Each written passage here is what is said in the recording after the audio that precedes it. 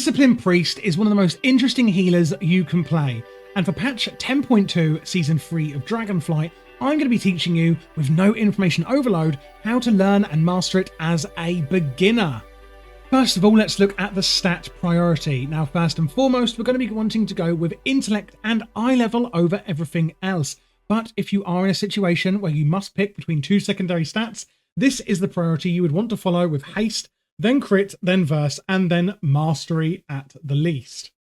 As a discipline priest, we have some really interesting cooldowns and utilities at our disposal, and I'm going to show you some of the core ones that I think are most important now.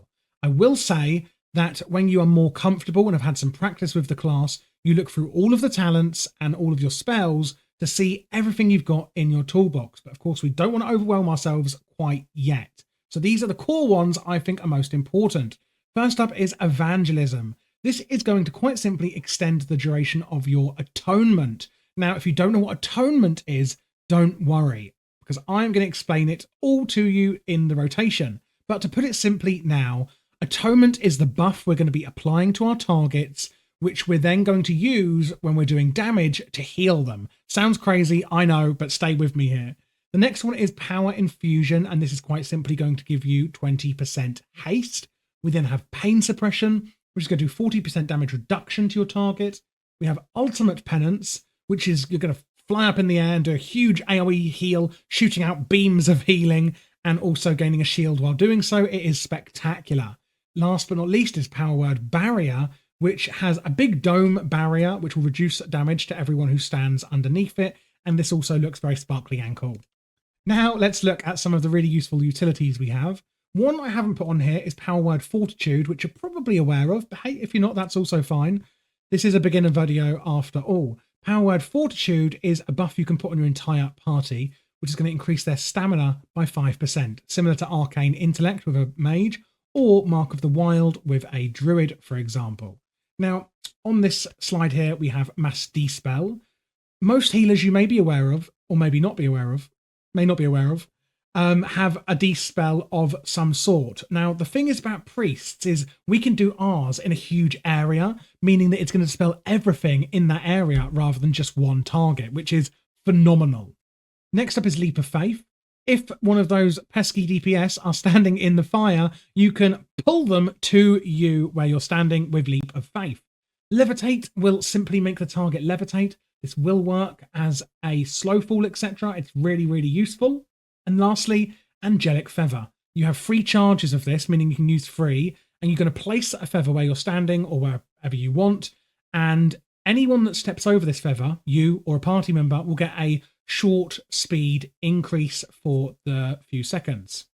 Now, the talents we're going to be looking at, this is the core build I would say to take here. There is an import string in the description for you. I'm not going to go through every single talent. There are going to be some core ones we're going to look through shortly when we look at the rotation, which is up next.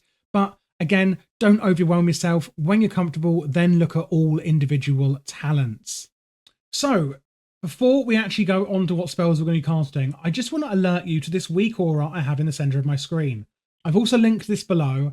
It is very, very useful. You don't have to use it, but it is going to track a lot of your buffs and abilities and cooldowns so that you don't have to be looking all over the place for them. Now, as I said before, Discipline Priest is very unique in the way that it heals. You are going to be using the first 5 spells here in the middle of my screen to apply atonement to your targets, your friendly targets. And what atonement is going to do is atonement is a buff, and it's going to say, I'm going to heal for any damage done by the priest. In other words, if I have atonement on me, when the priest deals damage to an enemy, I'm going to be healed. So I don't actually have to directly heal my friendly targets, but if they have atonement on. So you apply atonement using these applicators, and then you use these next 5 spells to do damage to your targets, and that damage is going to get converted into healing to anyone with the atonement buff on them. Hopefully I've explained that simply enough.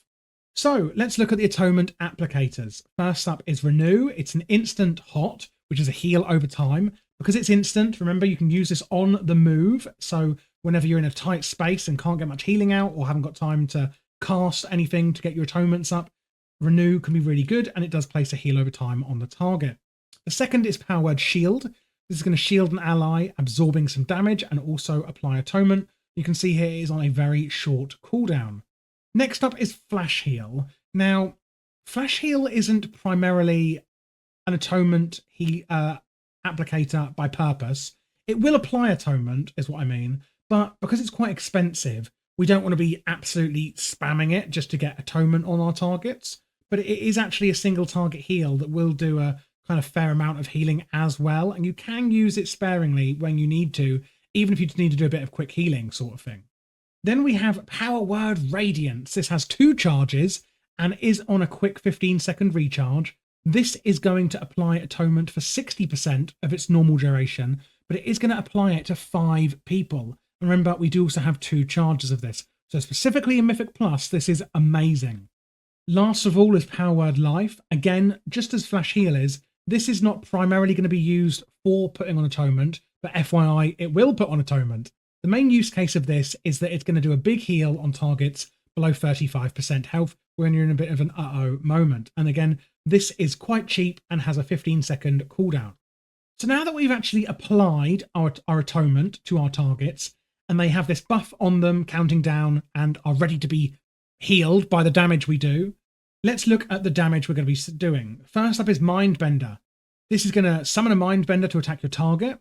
And you can see that suddenly a few of our spells have changed and we've gone a bit shadowy. So it's going to generate 0.2% of our mana each time the Mindbender attacks. And we have a talent called Shadow Covenant here. Mindbender enters you into a shadowy pact, transforming Halo, Divine Star, and Penance. We'll get onto those spells in a minute. And it's going to turn those into shadow spells, increasing the damage and healing of your shadow spells by 20% while active, which is chef's kiss if you ask me. And one other we've got here is Schism. Schism, I think that's how you pronounce it. I don't know. Mind Blast is going to fracture the enemy's mind, increasing your spell damage to the target by 10%. So again, we're going to cast Mindbender to go and attack our target, putting us into a shadowy pact. And then we're going to use our Mind Blast, which is going to activate Schism, which is going to mean we're doing even more damage. Now, Penance here, which is the next one, is going to launch a volley of holy light at the target, dealing damage or some healing. And this is also castable on the move, and it's channeled. You can channel that while moving, kind of like here. You can see I'm still casting it. You can use Penance as a kind of small heal when you're on the move, when you need to. It doesn't have to just be used for doing damage. For atonement healing, you can use it either way as needed. Then we have Shadow Word Death. This is going to do some damage, and it's actually going to give you a bit of damage as backlash if the target doesn't die when you cast it. And it's also going to have damage increased by 150% to targets below 20% health. Last but not least is Smite. This is your filler spell. The way that you're going to basically do this rotation is to use your Mindbender to get into that pact, use your Mind Blast to get into Schism and do more damage. Then you can use your Dark Reprimand, which was your Penance, and your Shadow Word Death. And then basically you're going to use Smite to do damage until your Penance or Dark Reprimand is back off cooldown, and that is how we're going to rotate that. You can see here now that our Flash Heal has got a proc on it, and that's what that blinding light here is on our screen. Now, if you're wondering what this is, it's actually this talent over here, and this is Surge of Light. Your healing spells and Smite have an 8% chance to make your next Flash Heal instant and cost no mana, and this stacks to 2. When it does stack to 2, you'll have the proc over here, and here it'll almost look like, beautiful angel wings. And that is when you can use your Flash Heal instantly and for free. So always watch out for that. So just to recap so far, we've got our 5 atonement applicators. Renew, it's a heal over time, instant, usable on the move. Power Word Shield, it's a shield. We've got Flash Heal, a pretty expensive, not instant, sorry, but quick Flash Heal, quite literally, that's going to do atonement. Power Word Radiance, you've got 2 charges of it. It's on a 15-second cooldown. It's going to apply atonement for a bit of a smaller duration, but it is going to apply atonement to 5 people. Then we've got Power Word Life, only usable on targets with low health. And then looking at how we're going to do DPS to heal through atonement, we've got our Mindbender, putting us into that pact. Our Mind Blast, which is going to activate Schism, turning our Penance into Dark Reprimand. We've then got our Shadow Word Death and our Smite. Down here, we do also have our Halo, and you're going to see that this is dark and shadowy when we're in that kind of mode, and then when it goes back to our normal mode. Halo is going to create a ring of holy or shadowy enemy around you that expands, healing and dealing damage, and you can use this kind of whenever you want. We also have Desperate Prayer. This is going to increase your maximum health by 40% for 10 seconds and heal you for the same amount. We have Rapture, which is another cooldown. Immediately Power Word Shield your target, and for the next 8 seconds, your Power Word Shield has no cooldown at all and absorbs an additional 40%. So you can see here that when I use Rapture, I can use as many Power Word Shields as I like. Now, lastly, we have Holy Nova, and this is kind of a explosion, if you will, of Holy Light. But the interesting thing with this is this talent here called Rhapsody. For every 1 second, the damage of your next Holy Nova is increased by 10 seconds, and its healing is increased by 20%. And the cool thing is it stacks up to 20 times. And basically, every second we're gaining another stack. Every second that we're not using Holy Nova, you can see now on my weak aura, I have 20 stacks of it, meaning that the damage of my next one is increased by 200%, and the healing is increased by 400%. So always make note of that as well.